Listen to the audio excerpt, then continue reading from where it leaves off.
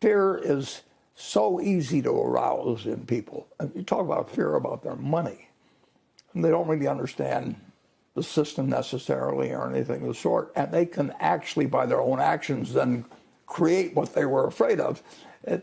It's a very interesting phenomenon, and it actually, yeah, my dad hated Franklin D. Roosevelt, but so I grew up, first 10 years of my life, I couldn't get dinner unless I said something nasty about Roosevelt or something. But over the years, when Roosevelt said the only thing we have to fear is fear itself, he was 100% right. When he closed the banks and said, I'll open the good ones a week from then, he didn't know anything about which bank was good or bad or anything like that. But people just needed that, get an appropriate confidence. And now they've really got an appropriate confidence because we didn't have an FDIC, and we didn't have an FDIC that was required for every bank. A lot of banks fought the idea. And now we've got a system that works, but people are still scared when they get scared. And being scared is so contagious. You can't imagine what it was like that weekend after Silicon Valley.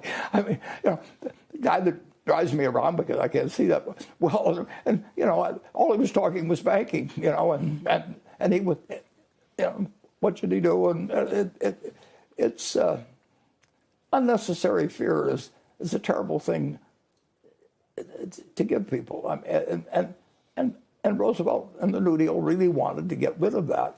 And here we are X years later, and we've got a mechanism that's so much better than we had going in, but people really don't quite understand it.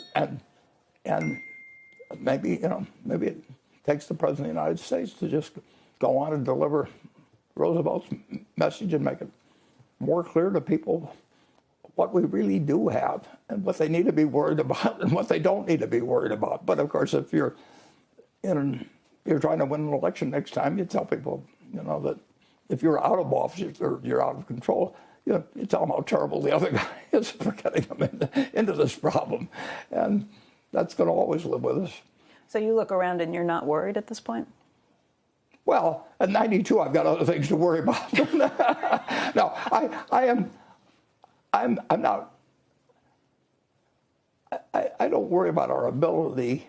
There's things I worry about. Sure, I worry about the nuclear threat. I worry about a pandemic in the future and all kinds of things. But I don't worry about them because I can't do anything about them. But I actually, that's what I originally thought my money could be best used for. But I don't know any answers now after 40 or 50 years of thinking that way.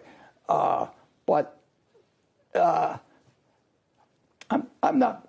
I don't worry about. No, I don't. I never go to bed worried about Berkshire and how we'll handle things.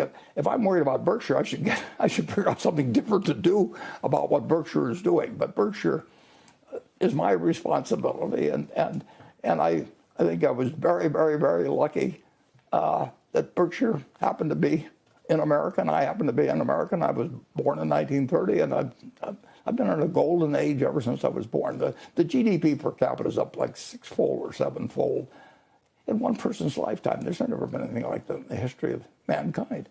And so, we love to complain about wherever we are, but most people don't work on Saturdays and don't work on Sundays, and when I was a kid, everybody worked on Saturdays. And I mean, the world has changed so much for the better in terms of, how well off people are compared to any other time in history. If I'd been born 150 years ago and I went to the dentist, I mean, they'd pour whiskey down me and all kinds of, there's just all kinds of improvements. But it's man's nature to be dissatisfied.